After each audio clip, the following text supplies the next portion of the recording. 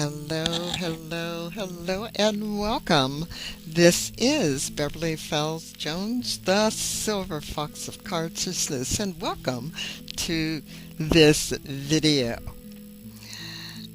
On this show, I talk about how to expand your world of thought, explore the world of positive thinking, law of attraction, and consciousness from many points of view. I intend to share with you information that will enlighten and empower you in your life, and I'm here to encourage you to think in the positive and show you that miracles can happen, because I truly believe you have been given the power of word and thought to create the life that you desire.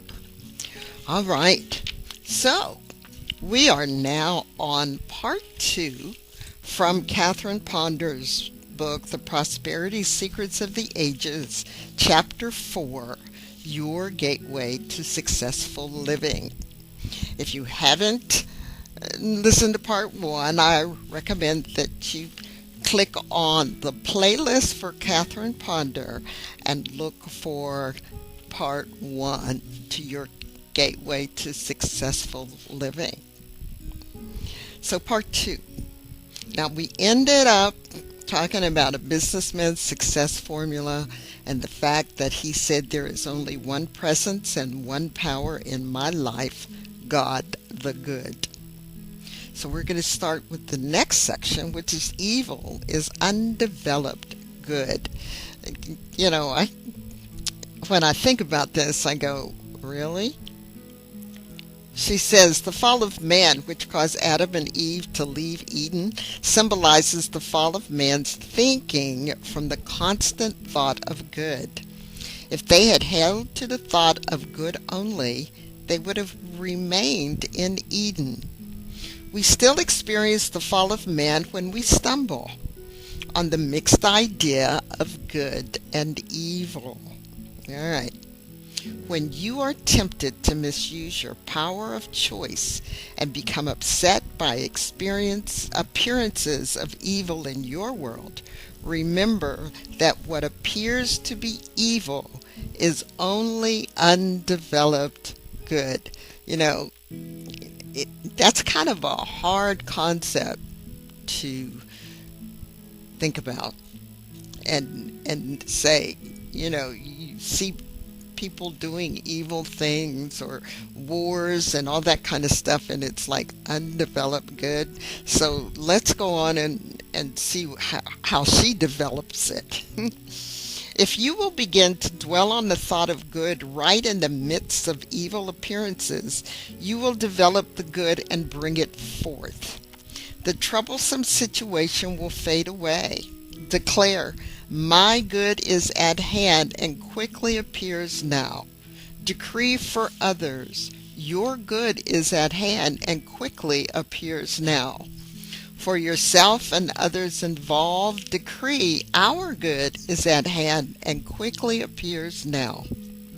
A school teacher brought forth good where there had seemed to be none. She was working with a practice teacher who was very uncooperative, inharmonious, and who had not adjusted to her teaching job. Her attitude and conduct were affecting her training as a teacher. They were upsetting the teacher who sought to help her, and they were disturbing the children in her classes. Her supervisor finally realized that perhaps the highest good in this situation would probably be for this practice teacher to work with someone else. So he began to decree, your good is elsewhere, and you go to it now. That's a little different from the upper part where she says our good is at hand and quickly appears now. He's declared your good is elsewhere and you go to it now. So how many times have you wished somebody would just go away? Just go away. And one person is in my mind right now, but I'll just save it. All right, so I'm going to decree for that person, your good is elsewhere and you go to it now. it does remind me of years ago I was working with an organization and I was on the board, and we had this disruptive president of the board or chairman of the very disruptive. No matter what the board wanted to suggest, he found the negative part of it. It was just not good. So one day, myself and one other board member, we got together and we did equivalent to this. Your good is elsewhere and you go to it now, because we knew there was something that this person really wanted in their life, and we knew that if this person got what they truly wanted, that it would mean that they would have to leave the board. They'd have to move, actually. And it was within a few days. It wasn't long. It was less than a week. This person announced they had gotten this position and that they would be leaving. We were just, at the time, we were amazed. We were just, but we also felt that our prayer, our decree, actually had happened. So let's see what happened with this particular supervisor doing your good is elsewhere and you go to it now. In a few days, the practice teacher announced that she was changing her college major because she realized through her practice teaching experiences that she would not be happy as a school teacher. Thus, her practice teaching came to a conclusion and she departed.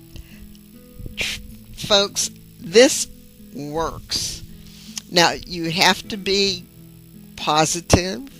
You have to be looking for the highest and best good of the people or person involved. You don't want to go to negative. You want to be positive. You want them to come to a conclusion that is best for everyone concerned. Okay? She goes on, harmony heals heart condition. There are countless ways you can get into and to remain in the Garden of Eden as a pleasant, productive state of mind. It is worth the effort that is required to discipline your mind to think consistently of good because of the wonderful results that will follow. We can all look back on some of our life experiences and see where, like Adam and Eve, we misused our power of choice, dwelled on the appearance of evil, became negative, and brought on hard experiences, but we need not continue doing so. An industrial worker proved this after he had developed a serious heart condition. While hospitalized, he remembered having heard a lecturer speak on the power of one's thoughts and feelings to affect one's health. From his hospital bed, he began to analyze his life experiences and realized that perhaps the bitter feelings that had long existed between him and his wife were related to his heart condition. He resolved to become more considerate in his marriage relationship and to deliberately think, speak, and affirm only good to his wife. He resolved to praise her more and criticize her less. Right from his hospital bed, he began to do this, and he immediately felt more peaceful. During his weeks of recuperation at home, he continued this plan of thinking about the good and speaking good words. His marriage relationship improved, and soon he was back at work. Some months later, he and his wife decided to take an automobile trip to the northwestern part of the United States and then drive down the coast of California.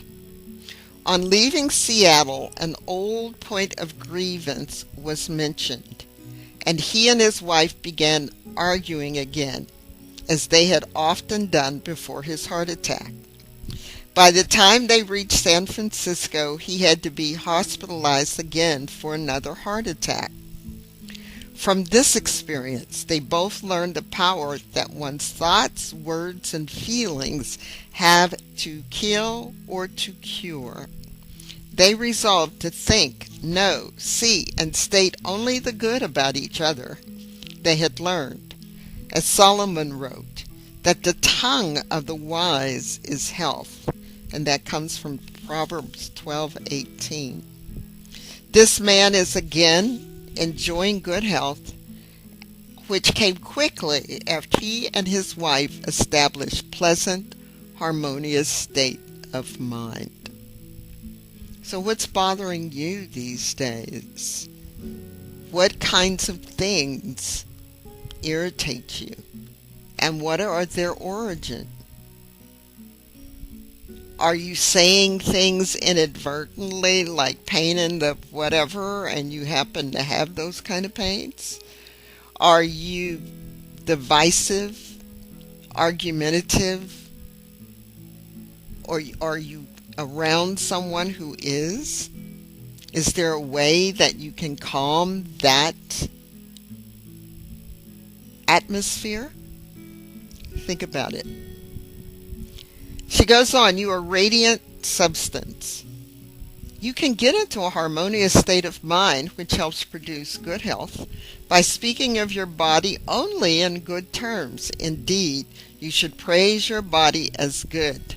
For according to the Garden of Eden allegory, we are told that man was formed from the dust of the earth. In man's ignorance, he has often felt he was a worm of the dust, a miserable sinner, because he was formed from the dust of the earth. But quite the opposite is true. The dust from which the body was made is radiant substance, of which the whole universe is formed. Man, God's highest creation, is a splendid example of radiant substance and radiant energy in expression. Thus, you should regard your body as the temple of the living God, as radiant substance. Just thinking and speaking of it in this way can help you maintain good health or establish it. And she's got another story for us. A school teacher, I love it when she gives us examples of people using these principles. It's important. And why is it important? Because you can see, well, in this case, hear or read, if you have her book, what people experience when they put these principles into place. So here's our story. A school teacher had long declared that she had bad teeth. Frequent visits to the dentist always verified her words. In spite of fine dental care, her teeth continued to give her trouble and cause much financial expense. One day, she learned that the dust of the earth of which the body is composed was actually a radiant substance. She began to speak good and healing words about her teeth, whereas she had previously decreed that she had bad teeth, and now began stating often, "I have good teeth. They are radiant substance." On her next visit to the dentist, examination revealed that the health of her teeth had greatly improved. Within 2 years, as she continued speaking good words about her teeth, they gave no more trouble. On her last visit to the dentist, he found no irregularities and simply cleaned her teeth. He also remarked that it was amazing how much her dental health had improved. Now, when I read this, the thing that's going through my mind is when you declare something good, sometimes you wind up changing your habits.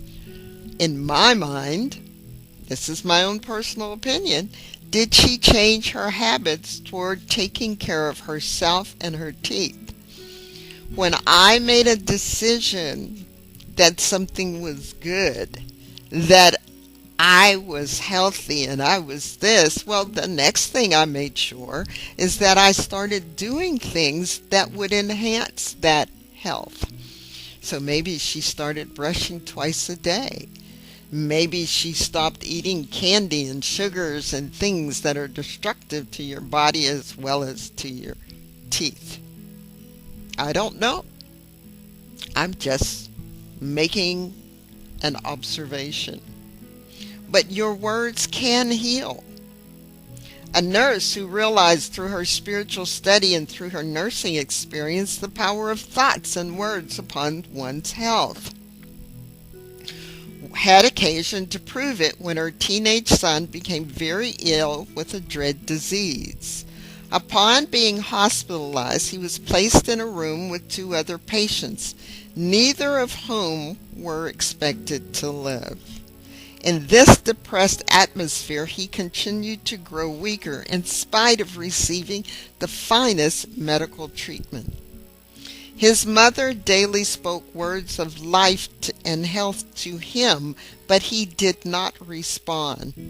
Finally, she realized that if those administering treatment spoke encouragingly to him, it would help her own good words to have more effect. She confidently talked with the nurse in charge of his floor, asking that she and all who contacted him speak encouragingly to him of his recovery.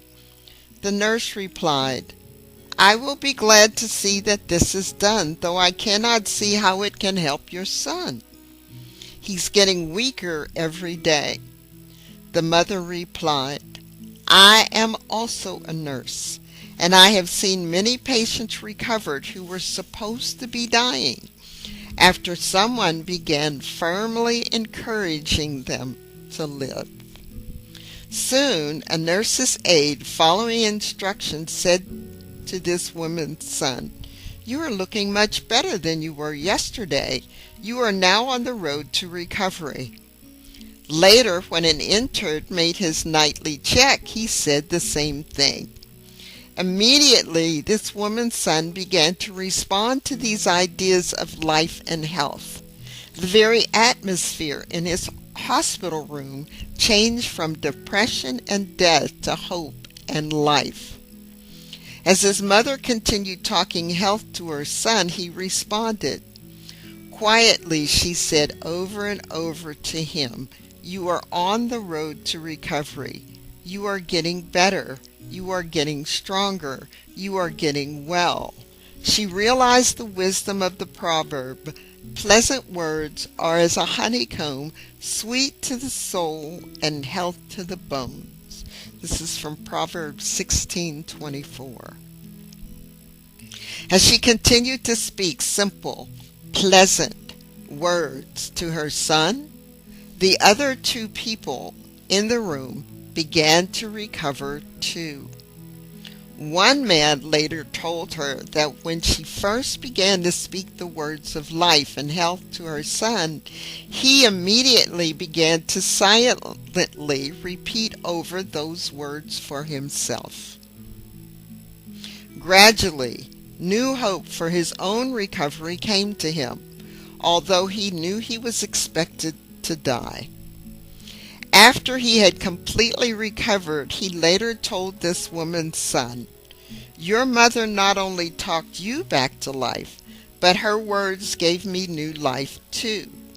Had it not been for your mother's daily encouraging words, I believe we would both be dead today." Again, the words of Proverbs have proved themselves. A cheerful heart causes good health, but a broken spirit drieth up the bones. Proverbs 17:22. With the atmosphere of the world today, speak good and health to this world of ours. Speak joy and happiness. Speak to the expectation of nothing but good. This works. The atmosphere will change and all good will come to this world, to your body, to your health, Whatever you name an experience, that it becomes. It is much more pleasant to speak good words and obtain good results than to settle for lack, limitation, or ill health. She goes on and she has a section called Lavish Abundance. And then she goes on and she has another section that deals with marriage advice. Well, we've read the one section in part 1 about marriage advice, and we're going to take that. We've talked about the guy with the heart attack and how it helps his marriage also. I'm going to read this section about lavish abundance. Along with the harmonious state of mind which Eden symbolizes, we find similar other prominent success attitudes indicated in this famous allegory. As described in Genesis 1 and 2, a loving father created a world of lavish abundance, in which he then placed a man to reside, giving him complete dominion over it. But to call our attention to the prosperous world that has been created for us in Genesis 2, we are told that water flowed forth from 4 rivers to water the Garden of Eden. The gold of that land is good. Say often to yourself, for every aspect of your world, the gold of my land is good. This helps to release prosperity and success in every phase of your world. Also think of your world in terms of lavish abundance. A housewife, upon reading Genesis 1 and 2, realized that these chapters gave a detailed description of lavish abundance that had been prepared for mankind. She began to decree to herself often, "The gold of my land is good. I live in a world of lavish abundance." Soon her husband received a check for $1,000 unexpectedly, with which they paid off a number of worrisome bills. As she continued to think of a golden world of lavish abundance, she was offered not 1 but 2 jobs, neither of which she had solicited in any way. Her husband seemed happy for her to return to work now that their children were grown. She accepted the job for which she was best qualified. In a short time, she became the leading representative for her entire area in this type of work. Lavish abundance truly did its perfect work for her after she named her world in rich terms. So, the gold of my land is good. I live in a world of lavish abundance. The gold in my land is good. I live in a world of lavish abundance. There is no competition, folks. There is plenty for everyone, and as you have seen, and I've talked about in previous videos, the idea, when I was a kid, the cereal shelf was like Post and Kellogg's and a couple other ones, but it was a small area, cornflakes, shredded wheat, Raisin Bran, and only a few vans. Now you go in the cereal aisle and it's the whole aisle in the store. There is plenty of abundance. And I'm going to skip to the end where she says, "Your story and mine. I trust that by now you are viewing the Garden of Eden allegory in an entirely new light. It is not just a story of man and woman who made mistakes eons ago and who suffered as a result. It is also your story and mine. As you return to a state of thought in which you dwell on the good, you return to the harmony of Eden. As you think in terms of lavish abundance, you return to the bounty of Eden." And when I read that, this lavish forest, beautiful green and flowers and bushes and trees and, and plenty of oxygen in those places. Lavish. Not just abundant, but lavish abundance. You know, you return to the bounty of Eden as you think in terms of right relationships, getting them into your true perspective. You return to the happiness of Eden that Adam and Eve enjoyed in the beginning. The Eden state of mind is your gateway to successful living, and use it often. So here's go. Let's rewind that, and I'm going to go backwards a little bit. The gold of my land is good. I live in a world of lavish abundance. Whatever you name and experience, that it becomes. So name it good. Your body is made from a radiant substance. So be aware of that. Speak of your body as being good and radiant. Our good is at hand and quickly appears now, or if you need it, your good is elsewhere and you go to it now. The ancient Hebrews knew that evil is nothing. I can hardly wait to see what good is coming from this. There is good in this experience, and the good is revealed to me now. In fact, I can hardly wait to see what good is coming to me now. Remember, your words have power. You have the power to change the situation and look at the good in that situation. So, thank you for being here today. I want you to be sure to like, subscribe, and share and comment below, please, so that they can have the power to create the life they desire by listening to the readings from some of the most influential people of our time to help us get out of the depths of despair and bring ourselves to life and to see the good. This is Beverly Fells Jones, the Silver Fox of Consciousness. And as you have believed, let it be done to you. And it is so. And I'll see you in the next video.